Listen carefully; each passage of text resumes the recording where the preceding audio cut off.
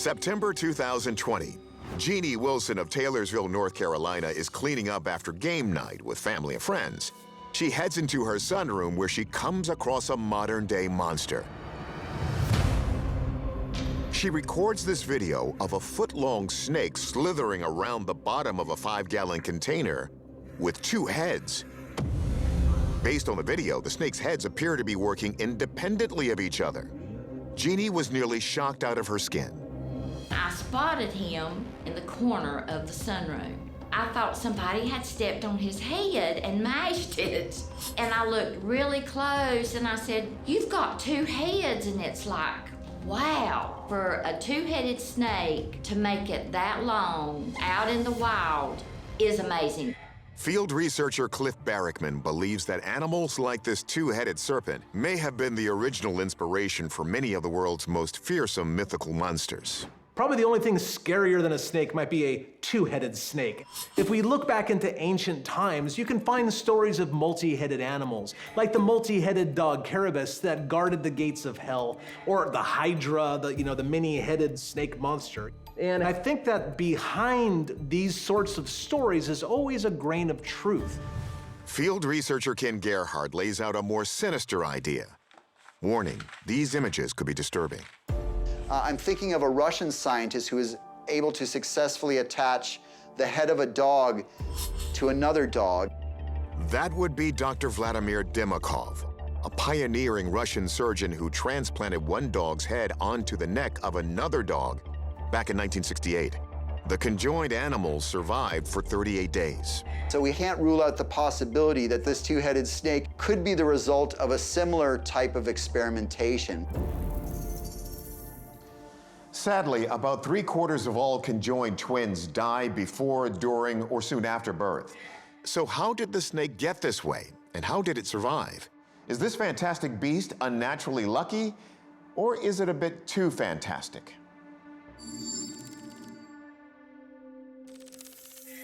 First, we brought the video to Roxy Furman to assess the authenticity.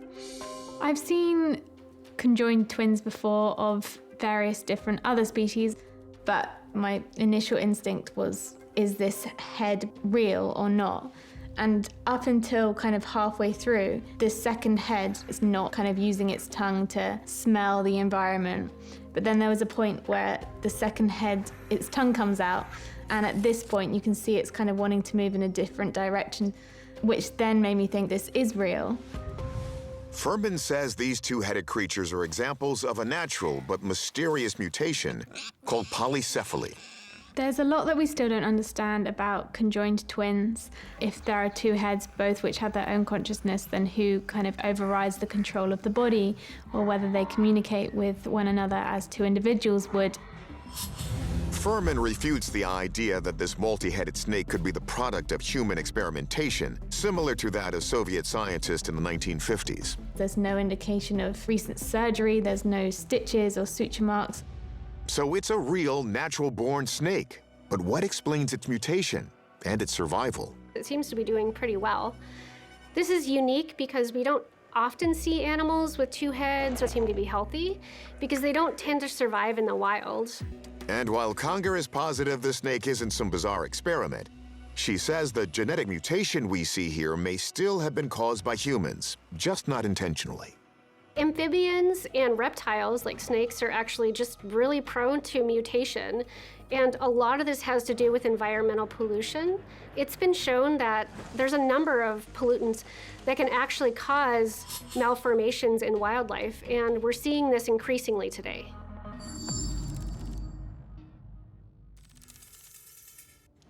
So, our verdict. This snake was an example of polycephaly, quite possibly caused by pollution. What became of it is this story's happy ending. Jeannie gave the snake to a friend, and here's his update. He says he named the serpent Double Trouble, and says he's alive and well. When Double Trouble was found, he was already a few months old, so he had a good start. He's approaching a year old, and he's never refused a meal. He's just been thriving, and that's a sign that he's gonna make it and possibly live to adulthood. I always wanted a 2-headed snake, so it was kind of like a dream come true, and I've loved working with him ever since. This is the Barents Sea. located between Russia and the North Pole. It's one of the most remote and unexplored places on Earth. And one deep-sea fisherman there has brought creatures to the surface that are so bizarre, his Instagram account has made headlines. Fish with bulging lips, what looks like human dentures, and fluorescent red-colored eyes. Creatures with heads shaped like aliens. The images are so bizarre, and there are so many of them. Journalist MJ Banayas, who covers the unexplained, says it's made people wonder if there's something unnatural going on below. These creatures look so bizarre that people naturally question something's wrong. One theory is that these aren't natural animals, but rather the product of some sort of bizarre mutation. Look again for yourself. Mutation seems like a reasonable explanation for this. And it turns out the idea of mutated Russian fish may not be far-fetched, as our military expert Tim McMillan explains. Any government that has any kind of nuclear proliferation program has always had this problem of how do you get rid of your waste? And for a number of years, the Soviet Union's answer was dumping it into the Bering Sea. 17,000 nuclear containers, multiple different nuclear-powered ships were sunk, and an entire nuclear submarine. From a period of about the 1950s until the collapse of the Soviet Union. Whoa. So the Soviets used the Bering Sea as a nuclear toilet bowl for decades. And as our physicist Dr. Hakeem Oluseyi explains, radiation and DNA don't mix. Radiation is really tiny subatomic particles that are flying along. And when they encounter a DNA molecule, they can strike it and break it and change it. So when DNA is subject to radiation, then what happens is the instructions for writing a new animal are changed. So you could end up with anything virtually. A recent scientific study found that a Soviet nuclear submarine at the bottom of the Bering Sea was nearly 1 million times more radioactive than previously estimated. So are these freaky fish the result of all that dumping? Our marine biologist, Dr. Shay Conger, looks for answers. Conger looks first at the fish's shape and scales. If these fish were impacted by radiation, we would expect to see strange bumps or protrusions on different parts of the body. But I don't see any signs of radiation sickness or poisoning throughout this animal. Its epidermal tissue actually seems to be pretty intact. Okay, so Conger says these fish aren't the victims of a nuclear waste dump. But then what else could explain some of these bizarre features? Conger has a theory. They undergo a process of what we call barometric trauma. It turns out that some of these fish have the bends. When human divers come up too quickly from the deep, the change in pressure causes the gases in their body to expand. Well, same for fish. Often these fish will come to the surface with their stomach sticking out of their mouth because of the extreme pressure of having the gases within their body tissues expand at such a quick rate. But there's got to be more to this fish story, right? Conger says the real story was millions of years in the making. Each species on Earth has a very predictable and well-defined evolutionary pathway that makes it what it is today. These animals aren't alien, they're just adapted to an extremely different environment than we're used to.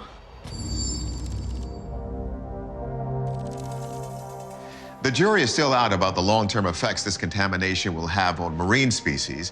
Dr. Conger cautions that the impact could take decades to be fully felt. For us, natural evolution and the bends explain these weird-looking fish. So our verdict? This is a non-nuclear phenomenon. In February 2021, a fisherman named Abdullah Nurin in Indonesia's East Nusa Tenggara province pulls in a shocking haul. He takes it home and records this video. The footage shows a deceased baby shark with eerily human-like facial features propped up on a sofa. The strange creature is about the size of a human hand and appears to have a wide, gaping mouth, big round eyes, and a human-like look of surprise. We've heard of deformities in all species, really, but this is quite unnerving. Perhaps radioactivity is a factor here. In February 2020, high contamination levels were detected near an Indonesian nuclear research facility in Serpong. Chernobyl had marked increases in their gene mutation and deformities of animal and plant life. So the mutant shark, I could see that being the result of excess radiation and nuclear waste. A quick warning that some viewers might find the following images disturbing. In 1990, around 400 deformed animals were born in Chernobyl. Most deformities were so severe the animals only lived a few hours. Examples of defects included facial malformations, extra appendages, abnormal coloring, and reduced size. So what exactly is going on in the waters of Indonesia that created that strange shark? Is it nuclear radiation? Or is there a more natural explanation? We'll turn it over to our experts to decide. Biologist Dr. Floyd Hayes begins his analysis by trying to determine if the human-faced shark is even real. It has an unusually large and wide head. The eyes do not look like normal eyes. And you could also see a very unnatural-looking line at the bottom, and it looks like a mask that has been placed over the head of a normal shark.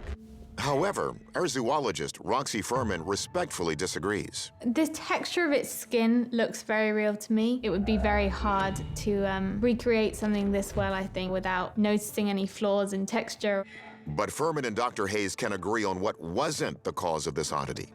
There's been nuclear waste dumping in the region, which can cause mutations in animals. But if it was something that had been a mutation as a result of radiation or something, you'd expect to see lumps across the skin or other indications of deformities rather than just what we're seeing in this video. See the twisted and gnarled limbs of the stillborn piglet from Chernobyl? This is what Furman is talking about. It's caused by damaged or broken DNA molecules which produce the mutation. Mutated DNA can also result in tumors. If a mutation occurs in an egg, it can result in a non-viable embryo or one with serious birth defects. So if it's not nuclear radiation causing these deformities, then what is? Could the shark simply be too young? This is a result of overfishing. It's a result of bycatch. It looks like a real animal to me. It's just premature. So we're seeing an animal here that's not yet fully formed, something that's not had the full phase of development. Marine biologist Dr. Shay Conger disagrees. She points out that a premature shark would look scrawny and malnourished. Instead, she thinks it suffers from a rare malady. This looks to me very typical of something called cyclopia. That's where the brainstem doesn't develop normally. We'll often see deformities around the head area because organs like our eyes are really directly connected to our brain itself. Cyclopia gets its name from the Cyclops, the one-eyed monster from Greek mythology. It occurs in roughly 1 in every 250 embryos, often resulting in stillbirth. In this case, Conger says that's why this shark's eyes are on the underside of the head instead of on top where they should be. She agrees with Furman that people are to blame, but in this case, the problem isn't overfishing, it's overdumping. Your everyday pollution from things like plastics or industrial runoff are much more common in the ocean and very readily cause these types of defects.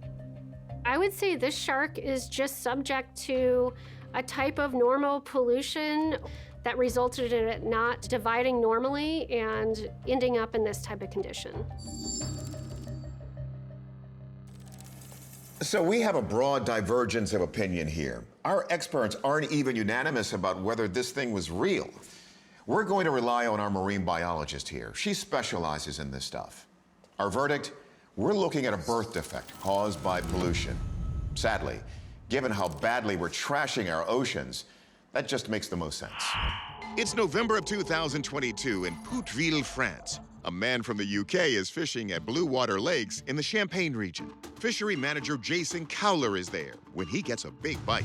Hey! It was amazing. It was mind-blowing. I kept calling it the carrot. It looks like a big carrot.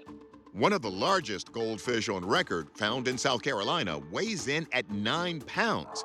So this would be more than 7 times the size. She's probably one of the biggest ones of her colour and size out there. It's just one of those things, a freak of nature. Yeah, it's quite exciting. Though we think of goldfish as small, everyday pets, bigger versions have been bred throughout East Asia since around the 9th or 10th century. And field researcher Ken Gerhardt says the largest specimens became objects of wonder. One legend, in fact, stated that they were a gift from the gods. And because of this remarkable gold color, they were often viewed as a sign of prosperity and great wealth. Mutant goldfish with unusual characteristics were so prized that they weren't killed or eaten when they were caught, but were instead shown mercy. Ancient Buddhist monks would introduce goldfish into mercy ponds, and this was viewed as a good deed or an act of self-purification, called fang sheng. So while this may not be an act of mercy, could it be an instance where a pet goldfish was released into the wild when it outgrew its owner's expectations? In South Florida, the non-native Burmese python has become an invasive species ever since pet owners began releasing them when they got too big. In fact, in July 2023, a record 19-foot-long snake, that's as long as a giraffe is tall, was captured in Big Cypress National Preserve.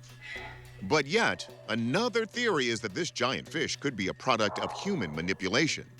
Consider this. In 2015, the FDA approved a brand new man-made species of fish called the Aquavantage salmon. These salmon are genetically engineered, and this is done by introducing super hyper proteins into their genetic code. And the Aquavantage salmon are said to grow twice as fast as standard farm-fed salmon. So it's not impossible that we could be dealing with a similar situation here, where this fish has been exposed to some type of genetic manipulation. Researchers have been able to increase the size of various fish by transferring a growth hormone gene from one species to another. For example, a mudloach developed in Korea is able to grow 35 times faster than normal. So what's up with the carrot? Let's turn to our experts to fillet down this overgrown fishtail. First, forensic video analyst Michael Primo determines if this fish story is too good to be true despite the digital evidence. A high degree of sophistication would be needed to fabricate these images to recreate the translucence of this object in the water, as well as the shadow. You see the shadow of the individual that's holding it, and as the water changes position as the fish enters, characteristically this would be incredibly difficult to fake, so these images are real. Marine biologist Dr. Shay Steingas says released goldfish can be pretty large because it's the size of their tank that limits how big they can get as pets. They'll keep growing in the wild as long as they have the right water temperature and enough food and space. But Steingas still isn't sure this fish is a goldfish at all because it has other traits that are uncharacteristic. Its dorsal fins extend all the way down its back, whereas goldfish don't really have this feature. And you see that it has a little feature on its mouth that looks a little bit like an antenna, and that's called a barbel. If this were just a large goldfish, we wouldn't actually see that particular organ. So we can narrow down that this is in fact a carp. The carrot may not be a genetically engineered mutant, but Steingas says this is a selectively bred hybrid. This is actually a hybrid of a leather carp and a koi carp. And both of these species are bred selectively, and in some cases, koi can sell for over $1 million per fish. Once we tracked down Jason, the fishery manager, he explained that the fish are stocked and fed in the pond where the carrot comes from. So she's been able to grow this large thanks to the absence of any natural predators. Our verdict? We're going to say this massive fish is the product of selective breeding. It's a hybrid carp rather than an oversized goldfish. As for whether she has spiritual properties, as the 9th century Chinese monks believed, we can only say that the fishermen who caught this megafish had enough reverence for her to let her live another day.